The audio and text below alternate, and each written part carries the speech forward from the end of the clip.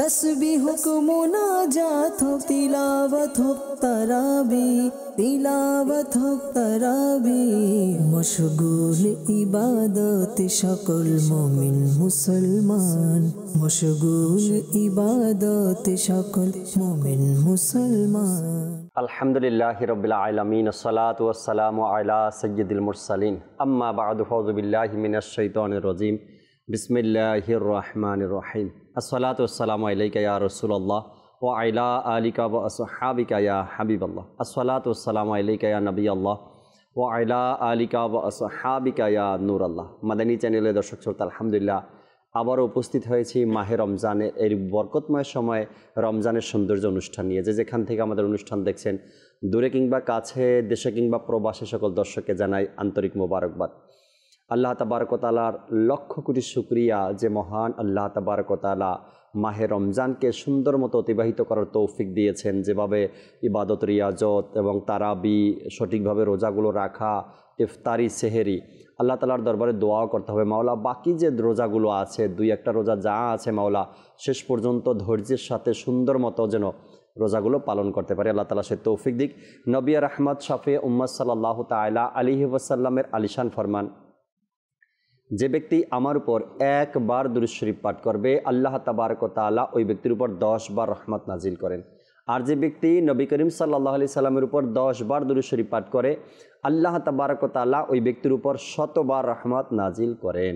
সাল্লু আলাল হাবিব সাল্লাল্লাহু তাআলা আলা মুহাম্মদ সাল্লাল্লাহু তাআলা আলাইহি ওয়াসাল্লাম।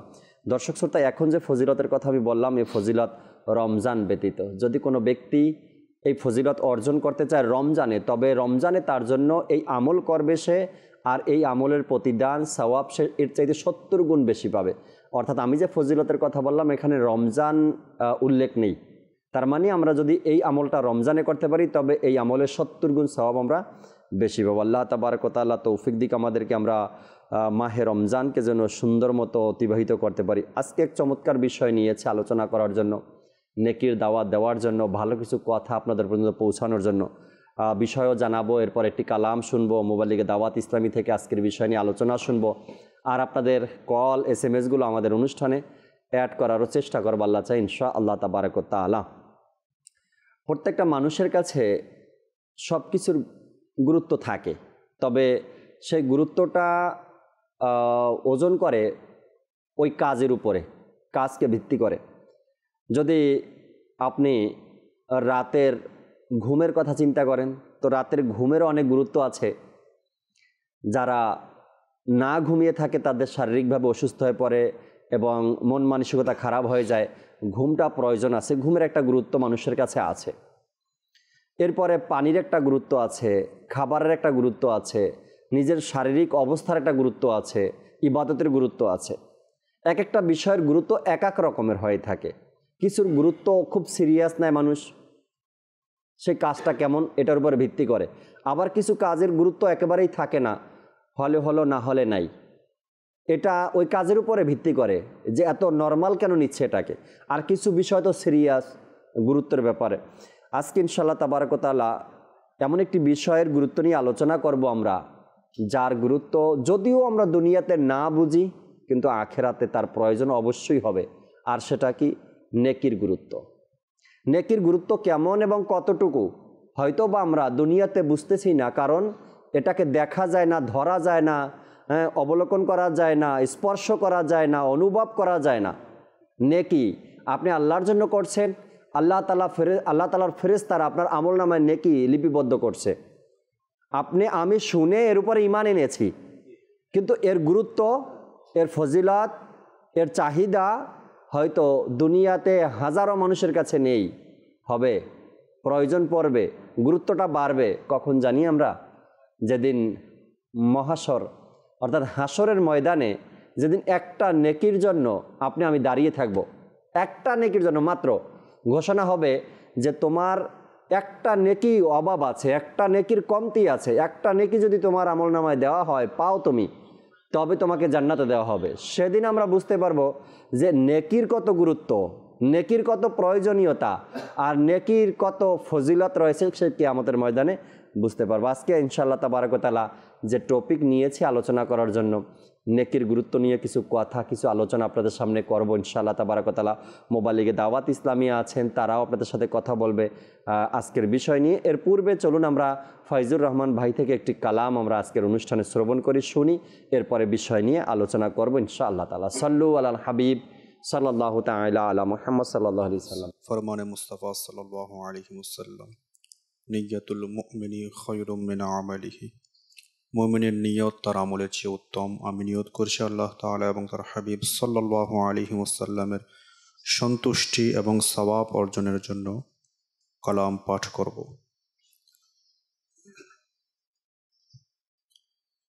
সাল্লাল্লাহু আলাইকা ইয়া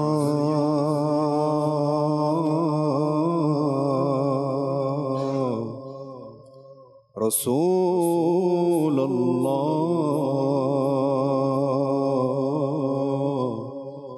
ওয়া সাল্লাম আলাইকা ইয়া হাবিবাল্লাহ। সাল্লাল্লাহু আলাইকা ইয়া রাসূলুল্লাহ ওয়া সাল্লাম আলাইকা ইয়া হাবিবাল্লাহ।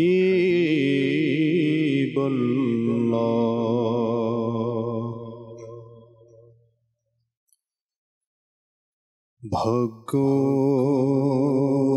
আমার উজ্জ্বল করো হে মোর প্রিয় নবী।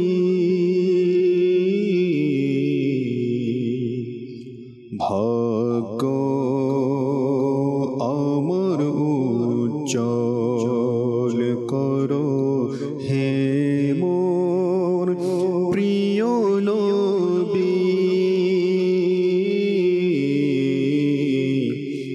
ডাকো দারে আমায় তুমি হে মোর প্রিয় নবী।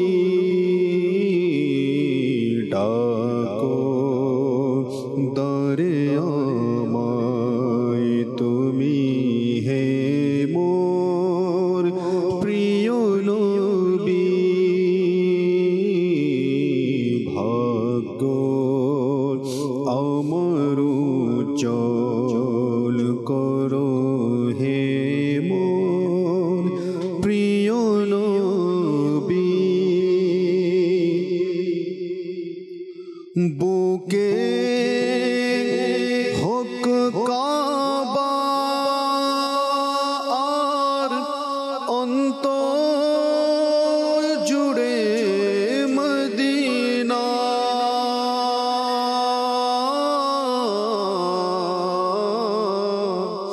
বুকে হোক কাবা আর অন্তর জুড়ে মদিনা। অন্তর জুড়ে মদিনা। নয়নে গেথে যাক আমার হে মোর প্রিয় নবী। নয়নে গেথে যাক আমার হে মোর প্রিয় নবী। ভাগ্য আমার উজ্জ্বল করো হে মোর প্রিয় নবী। দিদার পাবার আশায় আমি হয়ে আছি ব্যাকুল।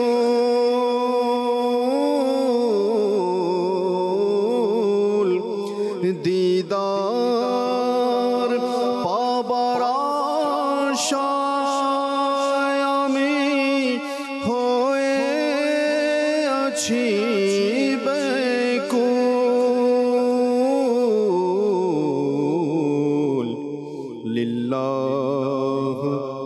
স্বপ্নে দিদার দাও হে মোর প্রিয় নবী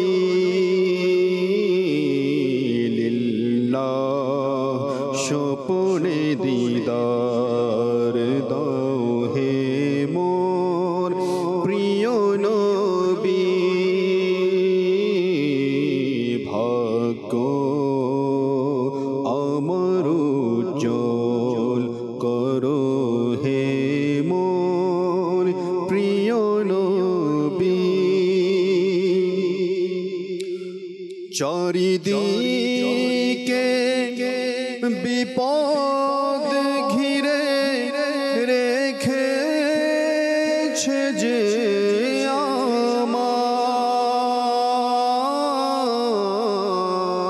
আমায় চারিদিকে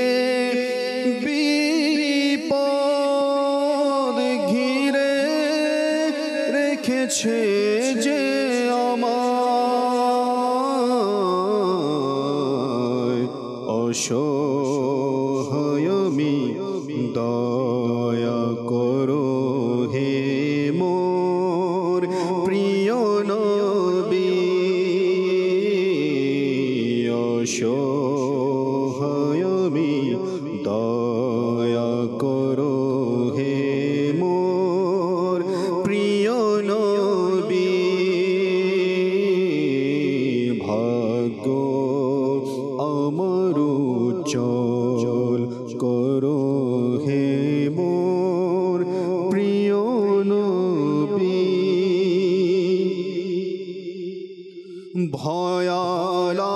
ভয়ালাধার গোর আমার ও হে প্রিয় নবী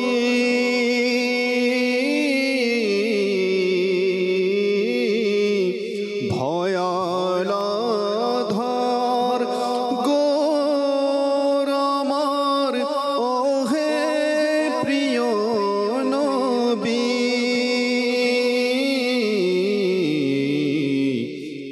কবর আলোকিত করো হে মোর প্রিয় নবী কবর আলোকিত করো হে মোর প্রিয় নবী ভাগ্য আমার উজ্জ্বল করো হে মোর প্রিয় নবী আত্মারের প্রতি দয়া করো শাহে মদিনা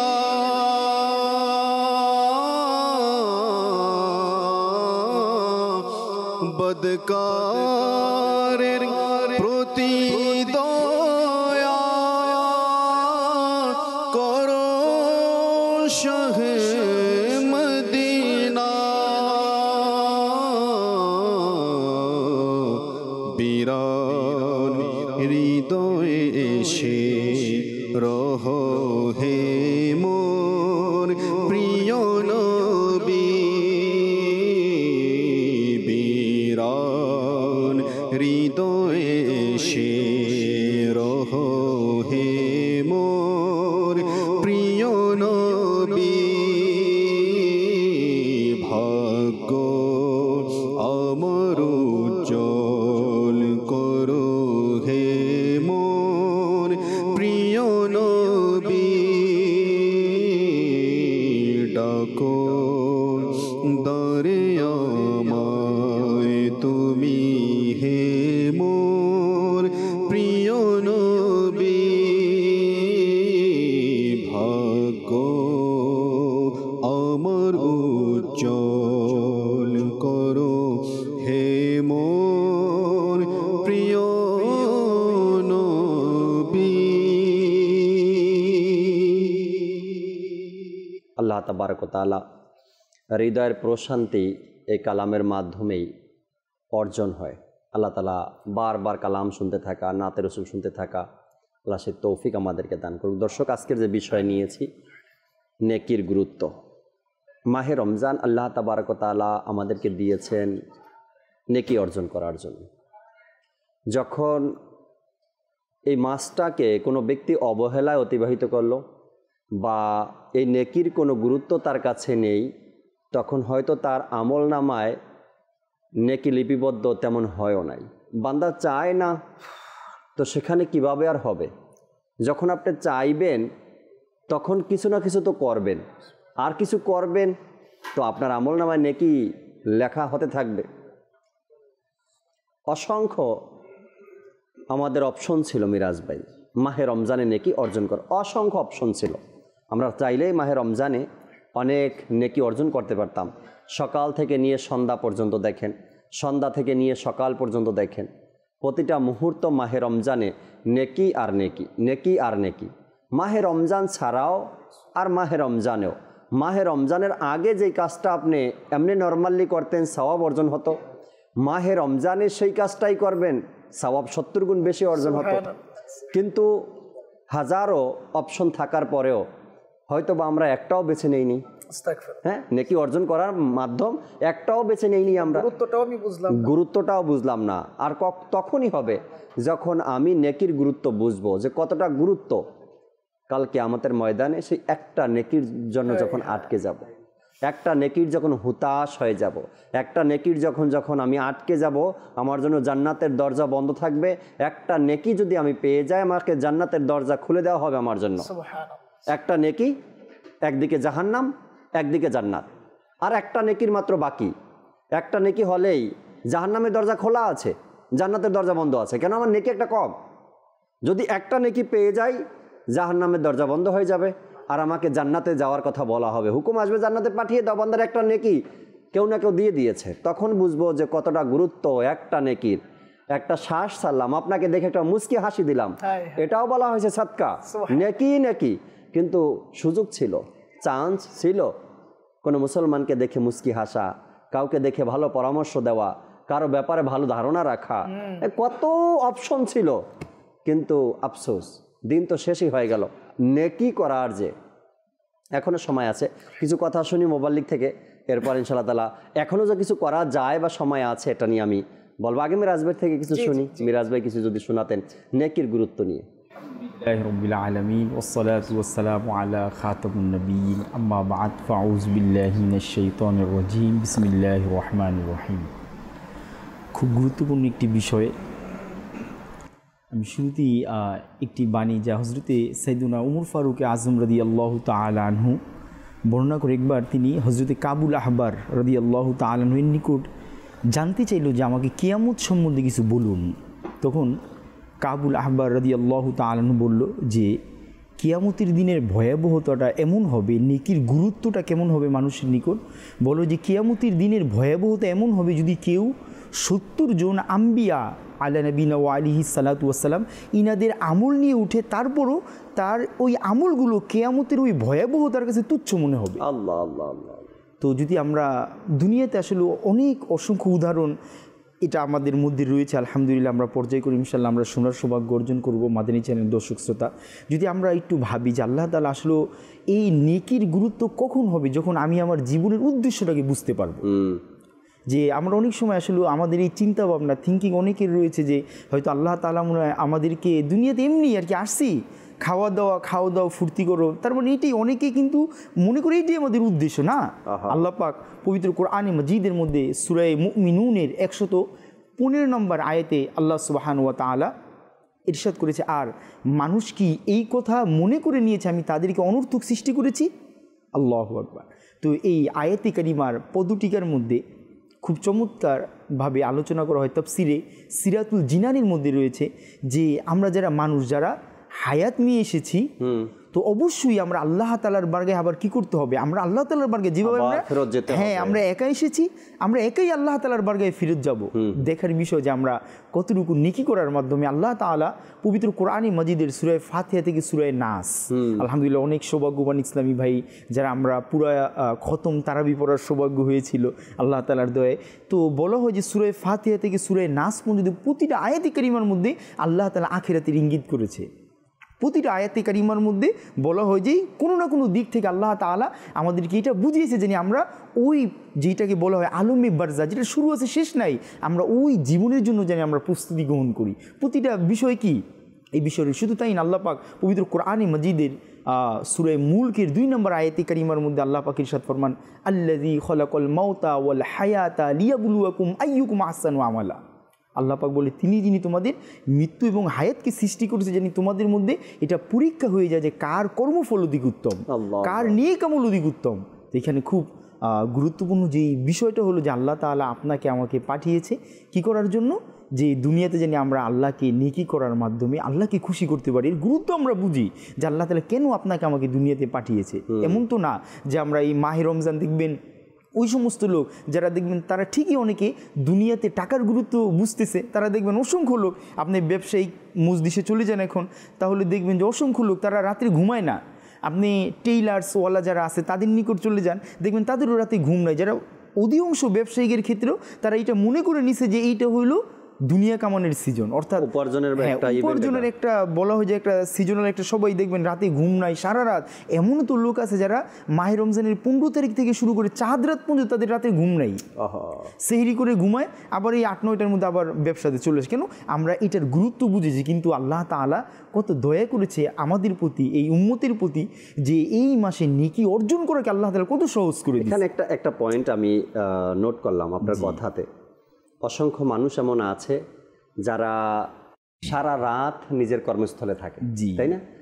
সে যে দোকানদারি হোক, যেই হোক না কেন, যে ব্যবসায় করুক না কেন, হয়তো বা সকাল 10টায় বা 11টায় দোকান খুলে, অফিস খুলে, সারা দিন সারা রাত। কেন? একটা ইভেন্ট চলতেছে, কাস্টমার বেশি পাওয়া যায় এবং এর ফলাফল রেজাল্টও ভালো, মাস শেষে একটা ভালো ইনকাম। বান্দা যদি এটা উল্টাটা করতো, পরামর্শ আমার পক্ষ থেকে পরামর্শ, যেই অতিরিক্ত সময়টা সে তার ব্যবসায় দিচ্ছে, এই ইফতার থেকে নিয়ে ফজর পর্যন্ত বান্দা প্রতি রাতে যদি কোরআনে পাকের তেলাওয়াত করত, আপনার মাগরিবের নামাজ জামাতে, এশারের নামাজ জামাতে, তারাবির নামাজ আদায় করত, এরপরে ফজরের নামাজ জামাতে, তাহাজ্জুদের নামাজ পড়তো, কিছু কোরআনে পাকের তেলাওয়াত করতো, আর আল্লাহ তাআলার দরবারে যদি এই দিনগুলোতে কান্না করে চাইতো, হ্যাঁ, সে দুনিয়াও পাইতো, আখেরাতও পাইতো, তাই না? কেননা পুরো রমজান মাস দোয়া কবুলের একটা মাধ্যম। আপনি দোয়া করেন রোজা অবস্থায়, আল্লাহ দোয়া কবুল করবেন, তাই না?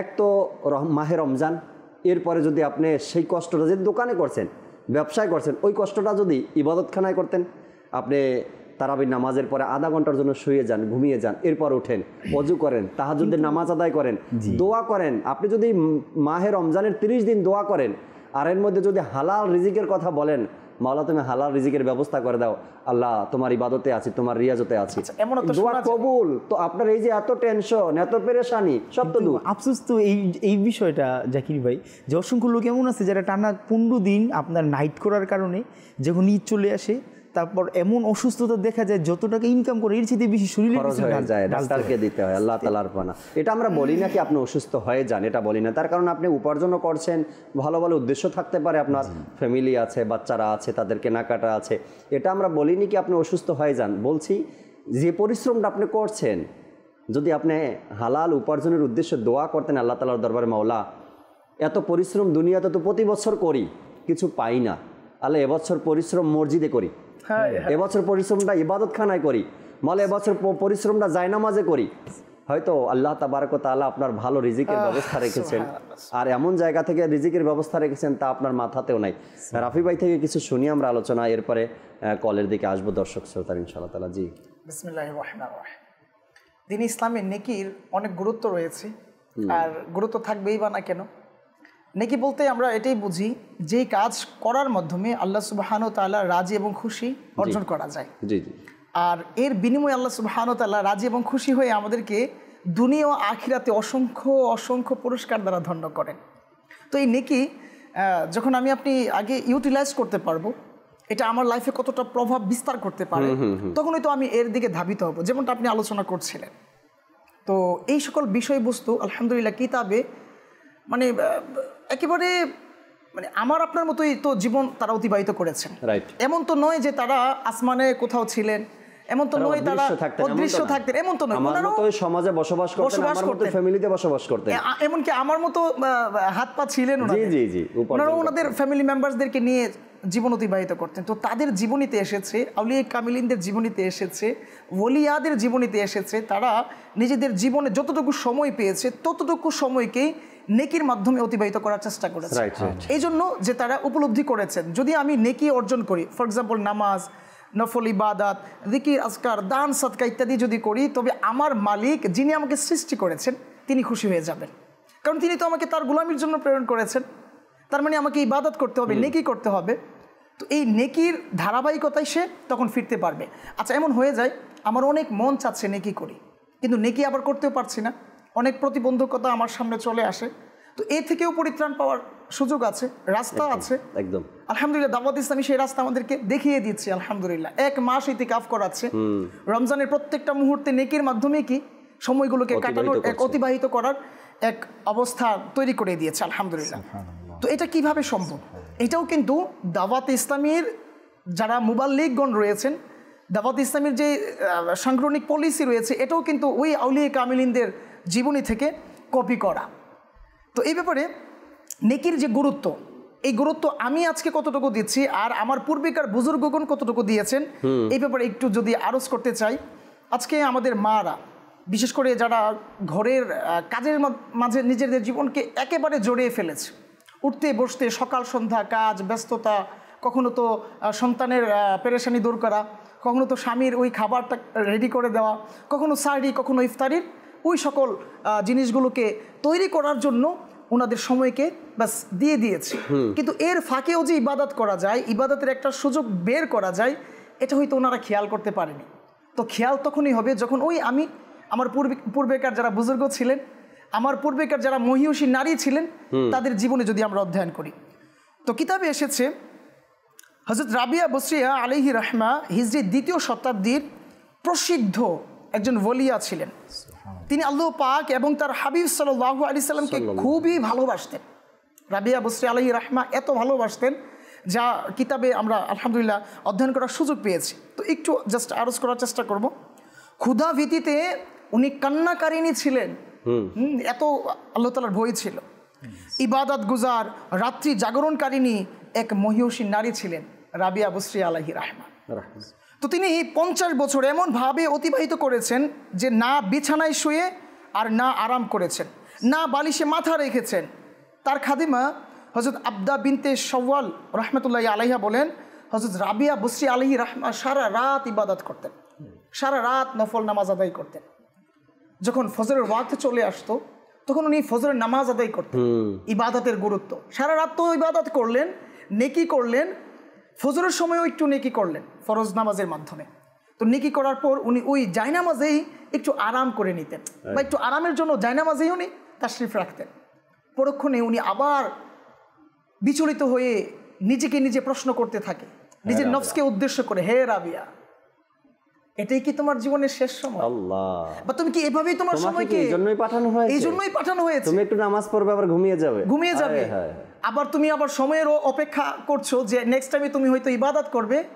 না না, এটাই তো তোমার জীবনের শেষ সময় হয়ে যেতে পারে। তো এইভাবে উনি বলে বলে নিজের নফসকে দমন করে করে আবার উনি কি উঠে যায়, আবার উনি ইবাদতে নিমজ্জিত হয়ে যায়, নেকি অর্জনের কাজে উনি নিজেকে নিমজ্জিত করে নেয়। পরবর্তী সময় উনি এইভাবে নিজেকে নিজে সম্বোধন করে বলে, হে রাবিয়া, তুমি যদি আজ এইখানে নেকি করে নাও, একটু যদি কষ্ট করে নাও, তবে তুমি কবরে খুব আরাম করতে পারো। তুমি যদি এখন এইখানে ঘুমিয়ে পড়ো, তবে হয়তো তোমার ওই কবরের ঘুম অনেক বেশি কষ্টদায়ক হয়ে যেতে পারে। তো এখন একটু কষ্ট করে নাও, বাস কবরে তুমি একটু আরাম করে ঘুমিয়ে যেও। আল্লাহু আকবার। হযরত রাবিয়া বসরি আলাইহা বলেন, এক রাতে সেহরির সময়ে কিছু তাসবিহ পাঠ করছিলাম, অতঃপর ঘুমিয়ে গেলাম। স্বপ্নে দেখলাম যে একটি সবুজ শ্যামল বৃক্ষ যা এত বড় এবং সুন্দর ছিল যে আমি বর্ণনা করে শেষ করতে পারবো না। উনি এভাবে ইবাদতের পর যখন ঘুমিয়ে পড়ে স্বপ্নে এটা দেখে, তো এতে 3 প্রকারের ফল লেগেছিল। আমি দুনিয়ায় এমন কোন ফল অতীতে দেখিনি, এত সুন্দর ফল ছিল। আর ওই ফলগুলোর মাঝে সূর্যের আলো এমনভাবে পড়ছিল বা এই ফলগুলো দেখে এমন মনে হচ্ছিল যে এটা নিজেই যেমন কেমন চমকাচ্ছিল। তো কিছুক্ষণ পর উনি এইভাবে যখন এই ফলগুলোকে পর্যবেক্ষণ করতে লাগলেন, তখন সেই বৃক্ষটি তার এমনভাবে জিজ্ঞাসা করলেন যে ওই বৃক্ষটিকে উদ্দেশ্য করে যে এই বৃক্ষ কার, কিংবা এই ফলগুলো কার। পরক্ষণে অদৃশ্য থেকে কোনো এক বক্তা এইভাবে ইরশাদ করলেন যে এই বৃক্ষ তোমার এবং এই ফলগুলো হচ্ছে তোমার ওই জিকির করার বদৌলতে। তো কিছুক্ষণ পর যখন উনি আরও এই অবস্থাকে পর্যবেক্ষণ করলেন, তো হঠাৎ উনি দেখলেন যে ওই ফল, ওইখান থেকে কোনো এক ফল উনি নিচে দেখতে পেলেন। তো যখন নিচে পড়া অবস্থায় দেখলেন, তখন উনি আশ্চর্য হলেন যে ফল তো গাছে অনেক সুন্দর ছিল, তো এটা কেন নিচে পড়ে গেল। পরক্ষণে অদৃশ্য থেকে আওয়াজ আসলো যে তুমি জিকিরে তো মশগুল ছিলে, কিন্তু তোমার হঠাৎ করে একটা খেয়াল এসেছিল যে ওই আটার খামির তৈরি হলো কিনা। রুটি বানানোর যে প্রক্রিয়ায় তুমি ছিলে ব্যস্ত, তোমার হঠাৎ করে খেয়াল চলে গিয়েছিল ওই দুনিয়াবি কাজের দিকে, আর যার কারণে ওই ফল বৃক্ষ থেকে পড়ে গিয়েছে। তো একটু চিন্তা করলে দেখুন, আমি আপনি নিজের একটা সিংহ বাঘ সময়, নিজের 24 আওয়ার্সের মাঝে বেশিরভাগ সময়কে হয়তো অহেতুক কাজে বা দুনিয়াবি কাজে ব্যস্ত রেখেছি। অথচ রাবিয়া বসরি আলাইহি রাহমা নেকিকে এতটা প্রায়োরিটি দিয়েছেন, প্রতিনিয়ত নেকি করেছেন। নেকির বদলতে আল্লাহ সুবহানাহু ওয়া তাআলা ওনাকে স্বপ্নে দেখিয়েছেন ওনার মর্তবা কোথায়, ওনার শান কোথায়। পরক্ষণে এটাও দেখিয়েছেন যে কিছুক্ষণ সময় নেকি থেকে একটু দূরে থাকার বদলতে ওই নেকির যে ফল রয়েছে, ওই নেকির যে সওয়াব রয়েছে, রেজাল্ট রয়েছে, সেটা কিভাবে, যতটুকু সময় আপনি দুনিয়ার দিকে ধাবিত থাকবেন, ততটুকু টাইমই আপনার নেক আমল নামায় আর উঠছে না। যখনই আপনি দুনিয়া থেকে মুখ ফিরিয়ে আখেরাতের দিকে থাকবেন, জিকির করবেন, দুরূদ শরীফ পাঠ করবেন বা তাসবিহ পাঠ করবেন, তখন আবার আপনার আমল নামায় নেকি লেখা শুরু হবে। নেকির গুরুত্ব আখেরাতে তো আছেই, থাকবেই। এই নেকির গুরুত্ব কিন্তু দুনিয়াতেও আছে।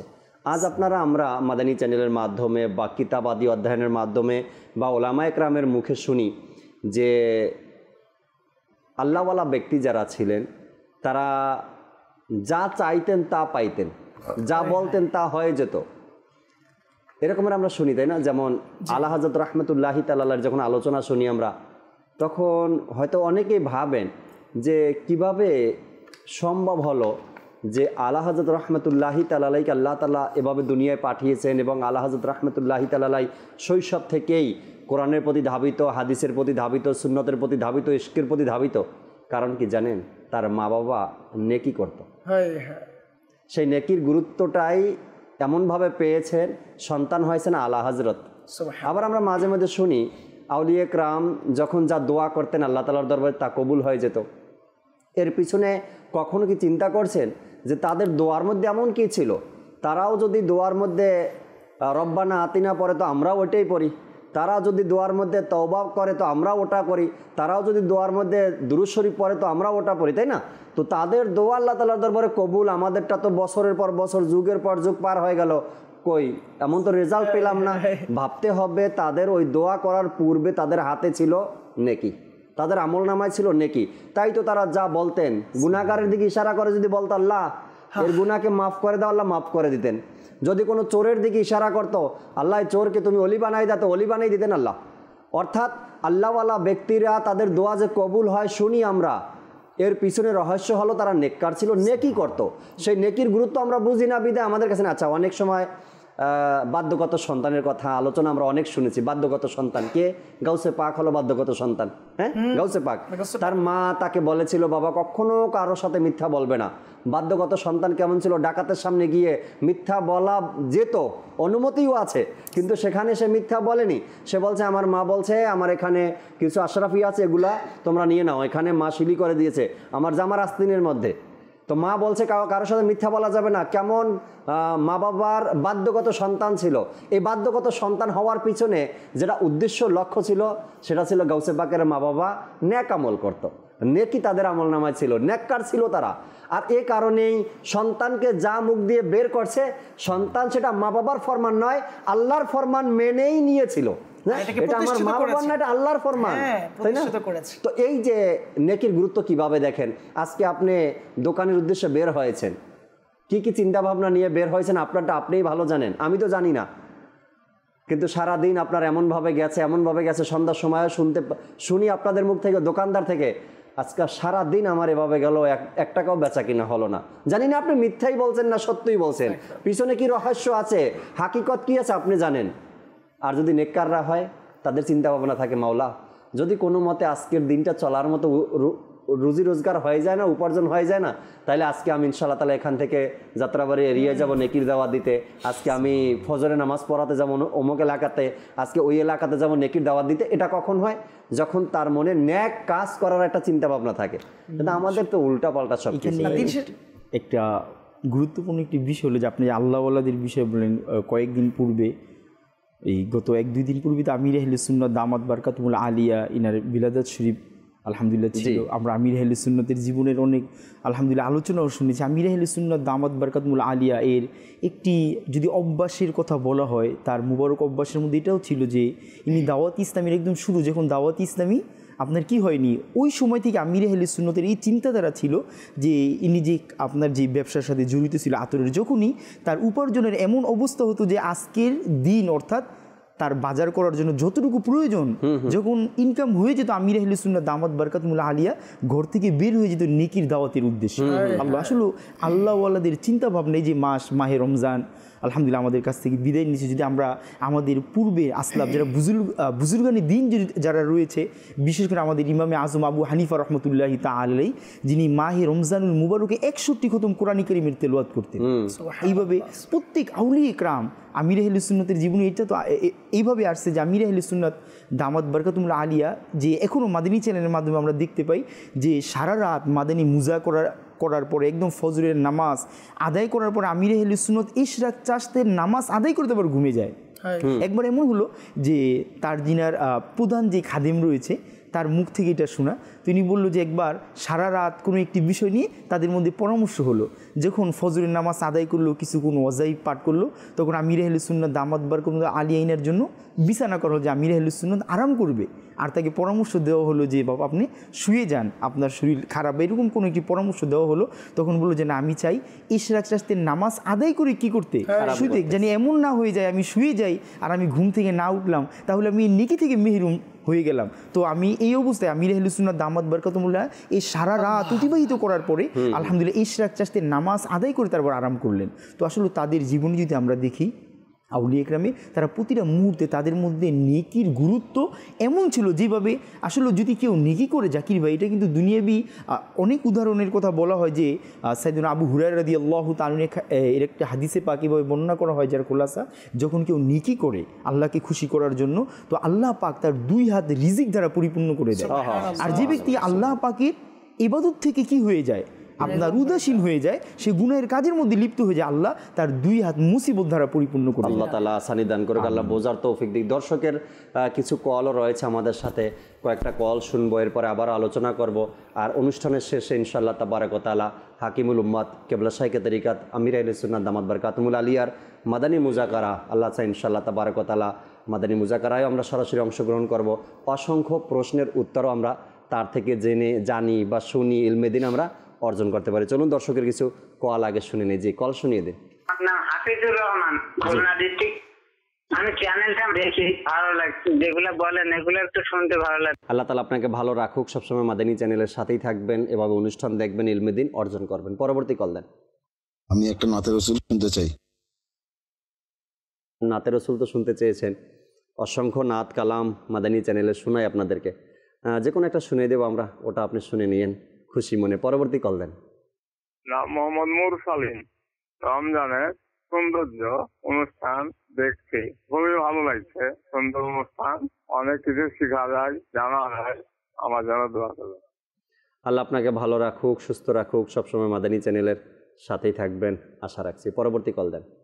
আমি বরিশাল থেকে বলছিলাম, মোহাম্মদ আকরাম আত্তারি। দেখতেছিলাম, মাশাআল্লাহ খুবই সুন্দর লাগতেছে। কাবে কি রওনাক, কাবে কি মঞ্জর, আল্লাহু আকবার, আল্লাহু আকবার। দয়া করে যদি একটু শুনি, জাকির ভাই আছেন, মাশাআল্লাহ অনুষ্ঠানটা দেখতেছি, খুবই ভালো লাগতেছে। সুবহানাল্লাহ। আকরাম ভাই আপনাকে অসংখ্য ধন্যবাদ, চমৎকার এক অভিমত আপনি দিয়েছেন এবং কালামও শুনতে চেয়েছেন। ফয়জুর রহমান ভাই আছেন, কালাম শোনাবে অবশ্যই। বাংলাও হয়েছে না এই কালামটি? হ্যাঁ, বাংলাও হয়েছে। তবে আকরাম ভাই কিন্তু উর্দু শের বলছে, তাই না? সম্ভব হলে ইনশাআল্লাহ তাআলা শুনবো। আপনাকে অবশ্যই সাথেই থাকবেন। পরবর্তী কল দেন। আমি রাজশাহী থেকে বলছি। আমার নাম জুবাইদা আহমেদ সিয়াম। অনুষ্ঠান রমজানের সৌন্দর্য দেখছি, খুবই সুন্দর আলোচনা হচ্ছে এখানে, খুবই সুন্দর নাচ করা হয়। আমি প্রত্যেকদিন দেখার চেষ্টা করি। আমার জন্য দোয়া করবেন। মাশাআল্লাহ, আল্লাহ আপনাকেও ভালো রাখুক, আপনার জন্য দোয়া করি। পরবর্তী কল দেন। আমার নাম মোহাম্মদ আব্দুল বাসির আত্তারি। আমার বাড়ি কিশোরগঞ্জ অষ্টগ্রাম থানা। আমি একটি নাচ শুনতে চাই। সেই নাটটি হচ্ছে কি যে মহান তোমার দরবার। দয়া করে নাটটি শুনিয়ে দিন। কি যে মহান তোমার দরবার হে রাসূলে আরবি। চমৎকার কালাম, আমরাও শুনবো আপনার অনুরোধের কালাম। আল্লাহ ইনশাআল্লাহ তাআলা। আজকের যে বিষয় নিয়ে আমরা আলোচনা করছিলাম দর্শক শ্রোতা, নেকির গুরুত্ব, ফয়জুর রহমান ভাইয়ের কাছে আসবে একটু পরে, আল্লাহ চাহে কালামগুলো শোনার জন্য অনুরোধের। আর আলোচনা করছিলাম আমরা নেকির গুরুত্ব নিয়ে। চমৎকার কিছু কথা উভয় মোবাল্লিক থেকে আমরা শুনছিলাম যে কত প্রয়োজন হতে পারে। আপনি নেকি করবেন, এর আপনার ফলাফল আপনি দুনিয়াতেও পাবেন, আর আখেরাতে তো লাগবেই লাগবে। আখেরাতেরটা তো আপনি নিজেও জানেন, যেহেতু আপনি মুসলমান, একজন মুসলমানের ঘরের সন্তান, আপনি জানেন যে আখেরাতে নেকির কত গুরুত্ব থাকবে, প্রয়োজন থাকবে। দুনিয়াতে যে এর এক প্রয়োজনীয়তা আছে, সেটার কিছু উদাহরণ আমি দিয়েছিলাম। আপনার সন্তান আছে, কথা শুনে না, এর পিছনে আপনি যদি দেখেন একটু, জি, তবে আপনার সন্তান যে কথা শুনে না, এর পিছনে আপনার রহস্য খুঁজেন, তবে আপনি এটাই মূল কথা খুঁজে পাবেন, আপনার মুখে তাসির নেই, তাই না? তাসির আমার মুখে নাই। আচ্ছা, আমার মুখে তাসির আসবে কিভাবে? যখন আমি নেকি করব, সওয়াবের কাজ করব, এই জবান দ্বারা যখন আল্লাহ তাআলার জিকির করব, দরুদ ও সালাম পাঠ করব, আল্লাহ তাআলা রাসূলকে খুশি করব, তখন বান্দার মুখ থেকে যে কথাটা বের হয়, এটা বারবার শুনতে থাকি, যে আমার হয়ে যায়। আল্লাহ বলেন যে আমার হয়ে যায়, আমি তার হয়ে যায়। বান্দা যখন আমার হয়ে যায়, তার কথা সে নিজে বলে, কিন্তু আমি বলি, যে কাজ করে তার হাত দিয়ে করে, কিন্তু সেটা আমার হাত হয়ে যায়। এভাবে একটি হাদিসে পাক আপনারা বারবার শুনে। তো এই যে মানুষ কথা বলে, সন্তান শুনে, মানুষ কথা বলে, পরিবার পরিজনরা শুনে, মানুষ কথা বলে, যাদেরকে বলে তারা সবাই শুনে। একটু আগে বলছিলাম আমরা হাকিমুল উম্মত আমির আহলে সুন্নাতের কথা, তার কথাগুলো মানুষের অন্তরে কিভাবে গিয়ে লাগে। আমি মনে মনে এই কথাই ভাবছিলাম, কিভাবে গিয়ে লাগে। দামাত বারাকাতুল আলিয়া এত এত মাইল দূর থেকে এক একটি আদেশ আমাদেরকে দেয়, মাধ্যমে, মিডিয়ার মাধ্যমে বসে এক জায়গাতে বসে, তার ফুটন্ত ফুলের মতো বাণীগুলো ছুটছে মুখ থেকে, মানুষের অন্তরে গিয়ে লাগতেছে। কিভাবে? চুমুক লাগানো আছে, কিছু ম্যাগনেট লাগানো আছে, যে ওখান থেকে বলতেছে, এসে মানুষের অন্তরে গাঁথতেছে। না, নেক আমল করতে করতে করতে করতে আল্লাহর বান্দা আল্লাহ তাআলার দরবারে এমন প্রিয় হয়ে গেছে না, যেটা বলছে মুখ থেকে ওটাই সাধারণ মানুষ অন্তরে গেঁথে নিচ্ছে, যেটা বলছে ওটাই অ্যাকসেপ্ট করে নিচ্ছে। হ্যাঁ, আমি হয়তো বা ওই লেভেলে পৌঁছাতে পারবো না, হ্যাঁ, ওই লেভেলে পৌঁছাতে, কিন্তু কমপক্ষে মুখে তো তাসির আনতে পারবো, তাদের কথা অনুযায়ী আমল করতে পারবো, তাদের দেখানো পথে তো চলতে পারবো। যদি নেকির গুরুত্ব আপনি বুঝতে পারেন, দেখবেন অনেক ইতিহাস, অনেক কথা এখানে। আজকে রাস্তায় বের হয়েছি, কোনো ড্রাইভারকে বললাম যে মামা যাবেন, আমি তো সুন্দর ভাষায় বললাম, কিন্তু সে আমার সাথে চেঁচামেচি করে কথা বলছে। কারণ কি জানেন? ওই আপনার সুন্দর কথাটাও তার কাছে সুন্দর মনে হয়, ভালো লাগেনি, আর এ কারণে সে আপনার সাথে চেঁচামেচি করছে। এখন আপনি তো অবাক হয়ে যাবেন, কি রে ভাই, আমি এত ভালো হয়ে চলতে চাই, এত ভালো মতো কথা বলি, তারপরও কেন আমার সাথে এমন হচ্ছে? এই কারণে হচ্ছে যে তাসির যে বলতে মানুষের অন্তরে গিয়ে একটা জায়গা করে নিবে। আবার দেখবেন আল্লাহওয়ালা ব্যক্তিরা এমনও আছে, তারা গিয়ে জিজ্ঞাসা করবে, বল ভাই যাবেন? তো বলে হ্যাঁ যাবো না মানে চলেন, আপনি কোথায় যাবেন? ভাই ভাড়া কত? ভাড়া ওখানে গিয়ে আপনি দিন, অথবা দেওয়া লাগবে না, যা মন চায় তা দিন। তার কারণ ওই নেককার ব্যক্তির চেহারা দেখেই ড্রাইভার কাবু হয়ে গেছে। হ্যাঁ, চেহারা দেখে নিজেকে নিজে ধন্য মনে করতেছে। হ্যাঁ, যে এমন একটা লোককে যদি আমি নিতে পারি, যদিও আধা ঘন্টা সময় লাগবে আমার, কমপক্ষে আজকের দিনটা আমার ভালো কাটলো, একটা আল্লাহওয়ালা ব্যক্তিকে আমি পার করে দিতে পারলাম। তো এগুলো নেকির সাথে সম্পর্ক। আপনার মুখের কথার তাসির বা বলার ধরন বা মানুষকে আকৃষ্ট করা, এটা নেকির সাথে সম্পর্ক। আমি চাইলেও মানুষ জোর করে শুনবে না আমার আপনার কথা, তাই না? তো নেকির সাথে সম্পর্ক। কিছু কথা রাফি ভাই থেকে আরো শুনি, এরপরে আসবো কালাম শোনার জন্য ইনশাআল্লাহ তাআলা। আমি শুরুতেই বলেছিলাম যে নেকির গুরুত্বের ব্যাপারটা, তো আমি নেকি তখন করতে পারবো যখন আমি একটা পরিবেশের মাঝে থাকবো, আর ওই পরিবেশটা আলহামদুলিল্লাহ দাওয়াত ইসলামী আমাদেরকে প্রোভাইড করছে বিভিন্ন হিকমতের সাথে। দেখুন, আজকাল নেকি তো করি, কিন্তু নেক আমলের পর্যবেক্ষণ কিংবা আমি সারাদিন কি করলাম, হিসাব মিলানো, যেটা আমাদেরকে আলহামদুলিল্লাহ নেক আমল রিসালার মাধ্যমে আমাদের পীর মুর্শিদ আমির আহলে সুন্নাত দামাত বারাকাতুহুল আলিয়া আমাদেরকে ইরশাদ করে দিয়েছেন। এই যে দিন শেষে একজন ব্যবসায়ী হিসেবে কিংবা একজন পরিবারের কর্তা হিসেবে আমি হিসাব করি যে আমার ঘরে আমার এই বিজনেস সেন্টারে কি কি হলো আজকে, হ্যাঁ, আউটপুট হলো কত, ইনকাম হলো কত, ইত্যাদি ইত্যাদি। তো আমি কতটুকু সময় নেকি করতে পারলাম, কিংবা নেকি করা থেকে আমি কতটুকু সময় দূরে ছিলাম, বা আমার দ্বারা কি কি ভুল হয়েছিল, এই বিষয়গুলো যদি আমি পর্যবেক্ষণ করতে পারি তবে আমার যে কত কল্যাণ হবে, বা নেকি করার মাধ্যমে যে আমি দুনিয়া ও আখিরাতে কতটুকু কল্যাণ সাধন করতে পারবো, বা ওই নেকি আমাকে কতগুলো ভুল থেকে যে বাঁচাতে পারবে। আমরা যদি বনী ইসরাইলের এই ঘটনাটি শ্রবণ করি তাহলে হয়তো আমরা বুঝতে পারবো। বনী ইসরাইলে অনেক ঘটনা এসেছে আমাদের নসিহতের জন্য কিতাবের মধ্যে, আমাদেরকে একেবারে চাক্ষুষ প্রমাণ সহকারে দেখানো হয়েছে যেন আমাদের হুঁশ ফিরে আসে। তো বনী ইসরাইলের এক ব্যক্তি ছিল খুব পরহেজগার, উনি সারা রাত ইবাদত করতেন, দিনের বেলায় তার রোজগারের জন্য বের হয়ে পড়তেন। আজকাল আমরা যদি সহজ ভাষায় বলি বা বোঝানোর চেষ্টা করি, ফেরিওয়ালা, যেমন বাড়িতে বাড়িতে ঘরে ঘরে বা মহল্লায় মহল্লায় গিয়ে হালাল রোজগার করার চেষ্টা করে, রিজিকের অনুসন্ধান করার চেষ্টা করে। তো ওই বনী ইসরাইলের ব্যক্তি এজলাক এরকম ছিলেন, সারা রাত তো ইবাদতে নিমজ্জিত থাকতেন, মশগুল থাকতেন, রাত শেষে উনি আবার তার ওই হালাল ইনকামের জন্য ঘরে ঘরে বাড়িতে বাড়িতে ছুটে যেতেন, কিছু প্রোডাক্ট সেল করতেন। আবার প্রায় সময় উনি ওনার নফসকে এইভাবে প্রশ্ন করতেন, হে নফস, তুমি সারাদিন কি করলে, অর্থাৎ নেক আমলের পর্যবেক্ষণ করতেন, যা হাকিমুল উম্মত আমির আহলে সুন্নাত দামাত বারাকাতুহুল আলিয়া আমাদেরকে দিয়েছেন। প্রতিনিয়ত যেন আমরা কোয়েশ্চন করি যে আজকে কি নামাজ, আজকে কি এটা, আজকে কি দুরূদ শরীফ, আজকে কি কাউকে আপনি করে, মুচকি হেসে, ইত্যাদি ইত্যাদি। তো এই যে নেক আমলের পর্যবেক্ষণ করতে করতে ওনার যে টাইমটা উনি পাস করে, এর যে কি বরকত হয়েছে, উনি কোনো এক সময় এক আজিমুশান বাড়ির সামনে গিয়ে, এক বড় বাড়িওয়ালার বাড়ির সামনে গিয়ে উনি তো তার ওই প্রোডাক্ট নিয়ে হাজির হয়ে যায়। তো ওই মহল থেকে কোনো এক রমণী এজলাইক ওই দরজা যখন খুলে, ওই যুবককে যখন দেখে, ওই বনী ইসরাইলের ওই ইবাদত গুজার ব্যক্তিকে যখন দেখে, যে কিনা নিজের নফসের সাথে নেক আমলের পর্যবেক্ষণকারী ছিলেন, তো ওনাকে দেখে না উনি আকৃষ্ট হয়ে যায়। ওই মহিলা, তার দিলের মধ্যে এক কুপ্রভাব, কুচিন্তা বিরাজ করতে লাগলো।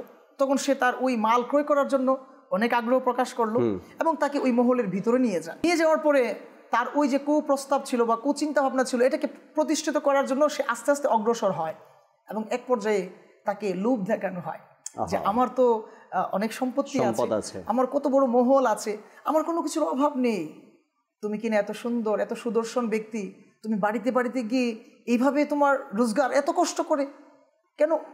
আমরা যদি কোনো একটা কিছু করে ফেলি, একটা ভালো অবস্থানে তো আমরা পৌঁছাতে পারবো। কথাগুলো শুনতে ভালোই লাগছিল, কথাগুলো হয়তো আমার আপনার দৃষ্টিকোণ থেকে ভালো অফার তো না। তো ওই ব্যক্তি আল্লাহকে ভয় করলেন আর ওই সময়ও নিজের নেক আমলের দিকে ধাবিত হলেন।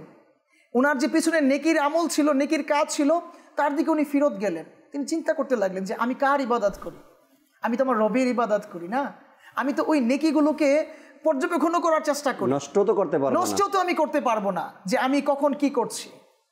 তো মাওলা, তুমি যদি আমাকে কোনো একটা রাস্তা দিয়ে দিতা, তো যদি কেউ চেষ্টা করে, যদি কেউ নেকির পথ খোঁজার চেষ্টা করে, তবে যে আল্লাহ আজ্জা ওয়া জাল্লা তাকে পথ দেখায়, তার জন্য যে নতুন নতুন রাস্তা তৈরি করে, এর এক জ্বলন্ত উদাহরণ ছিল ওই বনী ইসরাইলের বালকের ঘটনার সাথে, ওই যুবকের সাথে।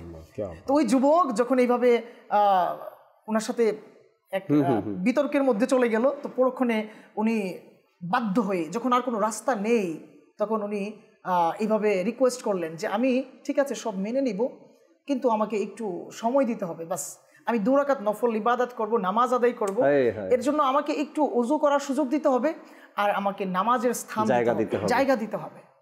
ওই ব্যক্তি, ওই বনী ইসরাইলের যুবক ওযু করে নিলেন যেভাবে ওযু করার কথা ছিল, ওই আবেগ নিয়ে, ওই ভালোবাসা নিয়ে ওযু করার পর নামাজে দাঁড়িয়ে গেলেন, আল্লাহ তাআলার সামনে দণ্ডীয়মান হয়ে গেলেন। নেকির মাধ্যমে সময়কে অতিবাহিত করার এক দৃঢ় প্রচেষ্টায় উনি নামাজ আদায় করে নিলেন। পরক্ষণে আল্লাহ তাআলার দরবারে আরজিও পেশ করছে যে মাওলা, আমি তো ফেঁসে যাচ্ছি, আমার জন্য কি কোনো রাস্তা নেই, আমি যেন আমার ওই ভবিষ্যৎটাকে আরো নেকির দ্বারা আমি কাটাতে পারি। পরক্ষণে সে একটু খেয়াল করে দেখে যে আমি তো বাড়ির ছাদেই আছি, তো আমি তো চাইলে ছাদ থেকে ঝাঁপিয়েও পড়তে পারি, যেন আমি ভবিষ্যতে আরো নেকি কামাতে পারি, অর্জন করতে পারি। তখন ওই ব্যক্তি ওই গুনাহ থেকে বাঁচার জন্য, ওই কুপ্রস্তাব থেকে বাঁচার জন্য সিদ্ধান্ত নিয়ে নেয় যে ওই বাড়ির ছাদ থেকে ঝাঁপ দিবে। আল্লাহ তাআলার দয়া হলো, তার হিম্মত আসলো, আল্লাহ তাআলার দয়াকে আঁকড়ে ধরে নেকির প্রতি ধাবিত হওয়ার লক্ষ্যে সে কি করলো, ওই ছাদ থেকে ঝাঁপ দিয়ে দিল। আর আল্লাহ সুবহানাহু ওয়া তাআলা জিবরিল আমিন আলাইহিস সালামকে ইরশাদ করে দিলেন, হে জিবরিল তুমি যাও আমার ওই বান্দাকে সালামতে রিসিভ করে নাও, আল্লাহ আল্লাহ, যেন তার কোনো আঘাত না লাগে। পরক্ষণে জিবরিল আমিন আলাইহিস সালাম তাকে সেভ করে নেয়, সুবহানাল্লাহ, তাকে বাঁচিয়ে নেয়, তাকে নেকির প্রতি ঝাঁপ দিলে যেন কোনো ক্ষতি তার না হয় এমন ভাবেই সে ঝাঁপ দিয়েছে, নিচে পড়েছে, সে এমন ভাবেই পড়েছে কোনো ক্ষতি তার হয়নি। জিবরিল আমিন আলাইহিস সালাম আল্লাহ তাআলার আদেশ ক্রমে তাকে যতটুকু সম্ভব সেভ করেছেন। তো দেখুন আজকে আমি আপনি কিছু দুনিয়াবি ব্যস্ততা, কিছু বাজে প্রস্তাব, কিছু এমন এমন প্রস্তাব আছে, অফার্স আছে আমাদের সামনে, যে আমি পরক্ষণে ভাবতেছি যে এটা তো আহামরি কোনো ক্ষতির দিকে আমাকে নিয়ে যাচ্ছে না, আমার বন্ধুই তো আমাকে তো অফার করলো যে আরেকটা বিজনেস ক্রিয়েট করার জন্য কিংবা একটু অন্যদিকে আমাকে মুভ করার জন্য, তো যাই না, সমস্যা কি? তো এই সমস্যা না মনে করার কারণে সে যখন ওই দিকে ধাবিত হয়, পরক্ষণে কি হয়ে যায়, তার 5 ওয়াক্ত নামাজ হয়তো পড়ার সুযোগ ছিল, তখন হয়তো সে একটু একটু নফল ইবাদতও করতে পারতো, কিন্তু ওই প্রস্তাব পাওয়ার পরে সে তা থেকে কি বঞ্চিত হয়ে যায়। ওই দুনিয়াবি যে লোভ লালসা, তার যে ওই সম্পত্তির যে এক নেশা, তাকে ওই নেকি থেকে কি করে দেয়, বঞ্চিত করে দেয়। পরক্ষণে আল্লাহ সুবহানাহু ওয়া তাআলা আমাদেরকে কেন সৃষ্টি করেছেন, বা আমরা যদি নেকি অর্জন করি তাহলে আল্লাহ সুবহানাহু ওয়া তাআলা আমাদেরকে কি দিবেন, এই ব্যাপারে কোরআনুল কারীম ফুরকানুল হামিদে আল্লাহ সুবহানাহু ওয়া তাআলা ইরশাদ করেছেন। যেমনটি 24তম পারা সূরা হামিম সাজদার 8 নং আয়াতে ইরশাদ করেন, বিসমিল্লাহির রহমানির রহিম, ইন্নাল্লাযীনা আমানু ওয়া আমিলুস সলিহাতি লাহুম আজরুন গায়রু মামনুন। যার কানজুল ইমানের অনুবাদ, নিশ্চয়ই যারা ঈমান এনেছে এবং সৎ কর্ম করেছে তাদের জন্য অশেষ সওয়াব রয়েছে। পরবর্তী সময়ে আল্লাহ সুবহানাহু ওয়া তাআলা সূরা বাইয়িনাতে এভাবে ইরশাদ করেন, ইন্নাল্লাযীনা আমানু ওয়া আমিলুস সলিহাতি উলাইকা হুম খায়রুল বারিয়্যাহ জাযাউহুম ইনদা রাব্বিহিম জান্নাতু আদনিন তাজরি মিন তাহতিহাল আনহার খালিদিনা ফিহা আবাদা রাদিয়াল্লাহু আনহুম ওয়া রাদু আনহু যালিকা লিমান খাশিয়া রাব্বাহ। যার কানজুল ইমানের অনুবাদ, নিশ্চয়ই যারা ঈমান এনেছে ও সৎকর্ম করেছে তারাই সকল সৃষ্টির মধ্যে শ্রেষ্ঠ। অর্থাৎ এই আয়াত কিন্তু আমাদেরকে আইডেন্টিফাই করে দিয়েছে, আলাদা করে দিয়েছে শ্রেষ্ঠ কারা, যারা আল্লাহ তাআলার উপর ঈমান এনেছেন এবং সৎকর্ম করেছেন। এভারেজে মানুষ সর্বশ্রেষ্ঠ জীব, সুবহানাল্লাহ, এটা বলার এখানে এক আইডেন্টিটি চলে এসেছে। মানুষ সর্বশ্রেষ্ঠ জীব তখন হবে, সেরা তখন হবে যখন ঈমান আনবে, যখন সৎ কর্ম করবে। আচ্ছা, তারা যদি এরকম করে, তাদের জন্য আল্লাহ তাআলা কি রেখেছে, ইরশাদ হয়েছে, তাদের প্রতিদান তাদের রবের নিকট বসবাস করার বাগান থাকবে, যার নিচে নহরসমূহ প্রবাহিত হবে, সেগুলোর মধ্যে সদা সর্বদা তারা থাকবে। আল্লাহ তাদের উপর সন্তুষ্ট আর তারা তার উপর সন্তুষ্ট। এটা তারই জন্য যে আপন রবকে ভয় করে। পরবর্তী সময় আরেকটি আয়াত এসেছে সূরা হুদের, যে যারা ওই নেকির মধ্যে সময়কে অতিবাহিত করে, আর ওই নেকি কিভাবে গুনাহ থেকে বাঁচাতে পারে বা গুনাহকে মিটিয়ে দেয়, এই ব্যাপারে এসেছে, বিসমিল্লাহির রহমানির রহিম, ইন্নাল হাসানাতি ইউযহিবনাস সাইয়্যাত। যার কানজুল ইমানের অনুবাদ, নিশ্চয়ই সৎ কাজগুলো নিশ্চিহ্ন করে দেয় অসৎ কাজগুলোকে। তো এই আয়াতে কারিমার ব্যাখ্যায় মুফতিয়ানি কেরামগণ এইভাবে বর্ণনা করেছেন, যখন কোনো বান্দা নেকির মাঝে নিজের সময়কে অতিবাহিত করবে, নেকির মধ্যেই নিজের সময়কে সর্বদা ব্যস্ত রাখবে, নিজেকে ব্যস্ত রাখবে, তখন তার কাছে না কোনো বাজে জিনিস আসবে, না সে কোনো বাজে কাজ করবে, বা সে যখন কোনো ভুল ক্রমে কিছু করেও ফেলে, যদি সে নেকি অর্জন করার সুযোগ পেয়ে যায়, আর যখন সে নেকির মাধ্যমে সময়কে অতিবাহিত করবে, তখন পরক্ষণে ওই বাজে কাজগুলো অটোমেটিক্যালি তার থেকে দূর হয়ে যায়, বিদায় নিয়ে যায়। নেক আমল এটা বান্দার গুনাহ থেকে বাঁচারও এক মাধ্যম, নেক আমল পেরেশানি থেকে বাঁচার মাধ্যম, নেক আমল অভাব থেকে বাঁচার মাধ্যম, নেক আমল ঈমানের সাথে দুনিয়া থেকে বিদায় নেওয়ার মাধ্যম, নেক আমল জান্নাতে যাওয়ার মাধ্যম। আল্লাহ পাক বোঝার তৌফিক দিক। আমরা অনুরোধের কালামগুলো শুনবো ফাইজুর রহমান ভাই থেকে, এরপরে মিরাজ ভাই থেকে শেষ কিছু আলোচনা শুনেই আমিরুল সুন্নাতের মাদানী মুজাকারায় অংশগ্রহণ করবো আল্লাহ ইনশাআল্লাহ তাআলা। জি ফাইজুর রহমান ভাই, অনুরোধের কালামগুলো। সাল্লু আলাল হাবিব सल्लल्लाहु ताला अला मुहम्मद सल्लल्लाहु अलैहि वसल्लम। काबे की रौनक काबे का मंज़र, काबे की रौनक काबे का मंज़र, अल्लाहु अकबर अल्लाहु अकबर अल्लाहु अकबर अल्लाहु अकबर। देखो तो देखे जाओ बराबर, देखो तो देखे जाओ बराबर, अल्लाहु अकबर अल्लाहु अकबर अल्लाहु अकबर अल्लाहु अकबर। हैरत से खुद को कभी देखता हूँ और देखता हूँ कभी मैं हरम को, हैरत से खुद को कभी देखता हूँ और देखता हूँ कभी मैं हरम को। लाया कहाँ मुझको मेरा मुक़द्दर, लाया कहाँ मुझको मेरा मुक़द्दर, अल्लाहु अकबर अल्लाहु अकबर अल्लाहु अकबर अल्लाहु अकबर। हमदे खुदा से तरहाने बस एक सदा आ रही है बराबर, बस एक सदा आ रही है बराबर, अल्लाहु अकबर अल्लाहु अकबर अल्लाहु अकबर अल्लाहु अकबर। और तेरे हरम की क्या बात मौला, तेरे करम की क्या बात मौला, तेरे हरम की क्या बात मौला, तेरे करम की क्या बात मौला। ताउम्र कर दे आना मुक़द्दर, ताउम्र कर दे आना मुक़द्दर, अल्लाहु अकबर अल्लाहु अकबर।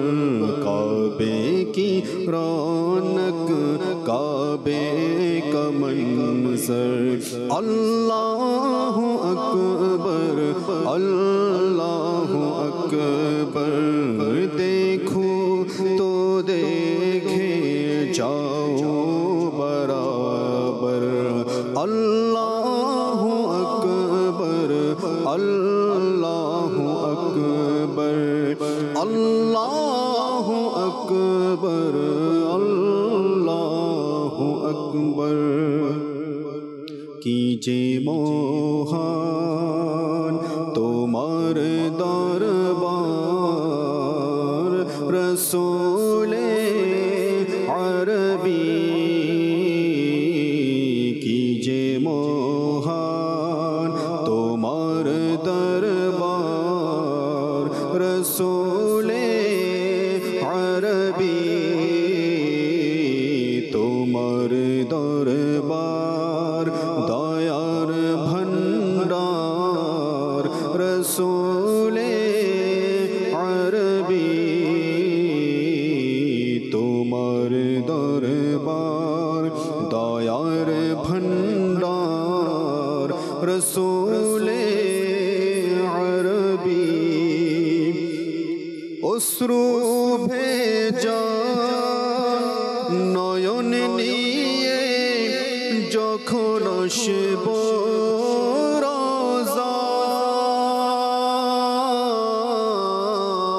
রোজায় অশ্রু ভেজা নয়ন নিয়ে যখন আসব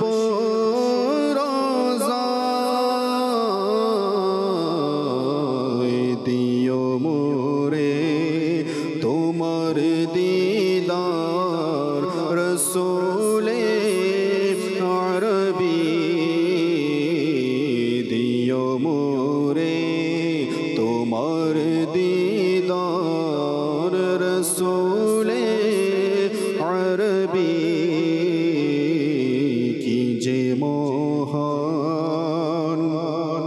কাঁদে আসতে আশিকেরা তব প্রিয় মদিনা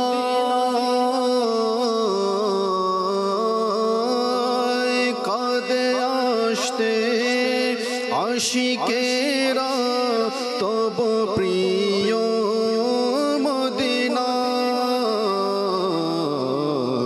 দেখাও তাদের তোমার দরবার রসুলে আরবি দেখাও তাদের তোমার দরবার রসুলে আরবি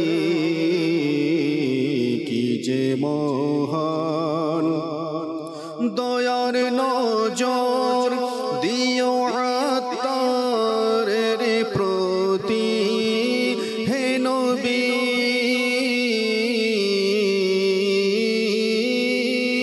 দয়ার নজর দিও আত্মারের প্রতি হে নবী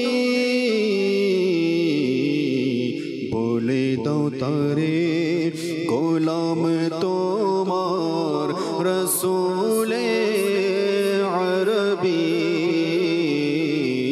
বলে দাও তারে গোলাম তোমার রসুলে আরবি কি যে মহান তোমার দরবার রসুলে আরবি তোমার দরবার দয়ার ভণ্ডার রসুলে আরবি ছিলাম আমরা আপনাদের অনুরোধে আল্লাহ তাআলা কবুল করে নিক সাল্লু আলাল হাবিব সাল্লাল্লাহু তাআলা আলা মুহাম্মদ সাল্লাল্লাহু তাআলা আলাইহি ওয়াসাল্লাম तस्बीह को मुनाजात हो तिलावत हो तराबी मशगूल इबादत सकल मोमिन मुसलमान मशगूल इबादत सकल मोमिन मुसलमान।